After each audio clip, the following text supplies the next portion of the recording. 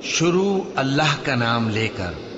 جو بڑا مہربان نہایت رحم والا ہے۔ سورج کی قسم اور اس کی دھوپ کی، اور چاند کی جب وہ اس کے پیچھے چلے، اور دن کی جب وہ اسے روشن کر دے، اور رات کی جب وہ اسے چھپا لے، اور آسمان کی اور اس ذات کی جس نے اسے بنایا، اور زمین کی اور اس ذات کی جس نے اسے پھیلایا،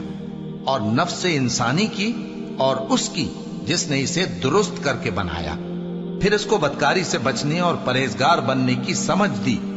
کہ جس نے اپنے نفس کو پاک رکھا وہ مراد کو پہنچا، اور جس نے اسے خاک میں ملایا وہ نامراد رہا۔ قوم سمود نے اپنی سرکشی کے سبب پیغمبر کو جھٹلایا۔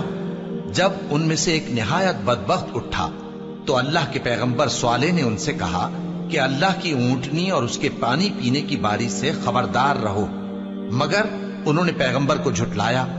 پھر اونٹنی کو مار ڈالا تو ان کے رب نے ان کے گناہ کے سبب ان کو نیست و نابود کر دیا، پھر سب کو برابر کر دیا، اور اللہ کو ان کے بدلہ لینے کا کچھ بھی ڈر نہیں۔